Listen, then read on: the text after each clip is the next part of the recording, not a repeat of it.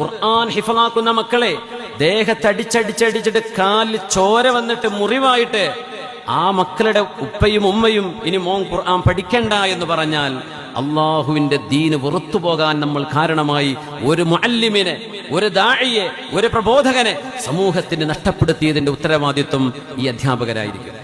ഇന്ന് അടിക്കാതെ പഠിപ്പിക്കാൻ പറ്റും.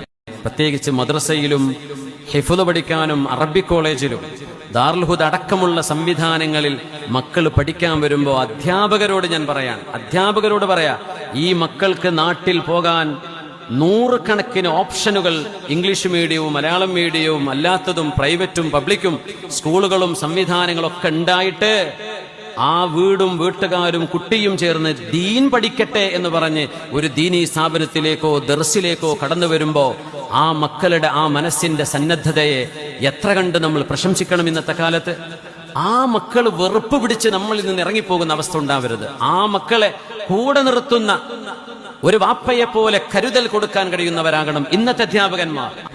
ഇന്ന് അടിക്കാതെ പഠിപ്പിക്കാൻ പറ്റും. ഞാൻ എന്നെക്കാളും വലിയ ഹൈറ്റുള്ള കുട്ടികളെ പഠിപ്പിക്കുന്ന ആളാണ്. ഒരു അടീൻ്റെ ആവശ്യമില്ല. വടി ഞാൻ തൊട്ടിട്ടില്ല 24 കൊല്ലമായിട്ട്. മക്കൾ പഠിക്കും. ഏത് കൊമ്പന്മാരും മുമ്പിൽ നിൽക്കും. അതിന് അധ്യാപകന് ചില വാക്കുകളും ചില പ്രയോഗങ്ങളും ചില ഇൻസ്ട്രക്ഷൻസും പഠിക്കണം.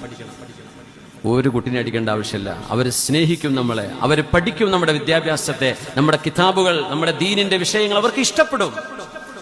അത് ഇന്നത്തെ നമ്മുടെ അധ്യാപക സുഹൃത്തുക്കളൊന്ന് മനസ്സിലാക്കണമെന്ന് സാന്ദർഭികമായി പറയാതെ നിങ്ങളോട് മാത്രമല്ല, ഈ പരിപാടി ലൈവ് നടക്കുന്നുണ്ടാവും. ഏതെങ്കിലും ഉസ്താദുമാർ അധ്യാപകന്മാർ ഇത് കേട്ടാൽ അവർക്കെങ്കിലും ഉപകാരപ്പെടട്ടെ.